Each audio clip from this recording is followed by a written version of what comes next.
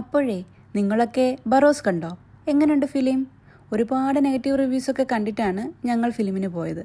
പക്ഷേ എന്തോ എനിക്ക് ലാലേട്ടൻ്റെ ഡയറക്ഷനൊക്കെ നന്നായിട്ട് ഇഷ്ടപ്പെട്ടു.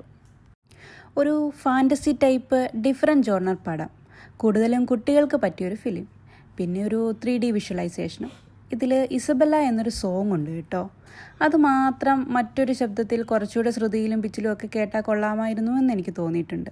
ഇതിൻ്റെ എഡിറ്റിംഗ് ഒക്കെ അസാധ്യമായിട്ടുണ്ട് കേട്ടോ. നമ്മുടെ ലാലേട്ടനെ ഡയറക്ടറായി കാണുന്നതിലുള്ള ഒരു പ്രത്യേക സുഖമുണ്ടല്ലോ. അതൊക്കെ കണ്ട് പടമൊക്കെ കണ്ട് ഞങ്ങൾ നേരെ പോയത് പയ്യന്നൂരിലേക്കാണ് കേട്ടോ. ക്രിസ്മസ് നൈറ്റ് പയ്യന്നൂരിനൊപ്പമാണ് കേട്ടോ.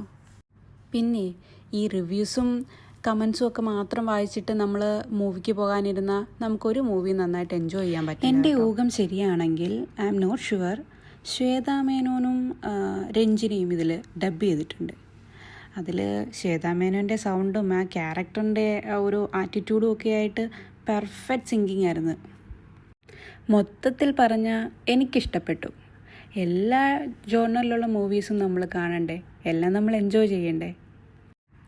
നമ്മുടെ മലയാള സിനിമ ഒരു സംഭവമാണല്ലേ.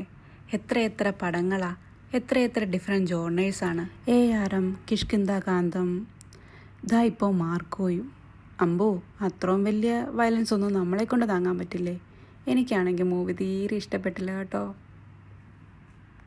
അങ്ങനെയാണെങ്കിലേ കുട്ടികളെയും കൂട്ടി നിങ്ങൾ വേഗം ഇറങ്ങിക്കൂ, പോയി ബറോസ് കണ്ടിട്ട് വാ.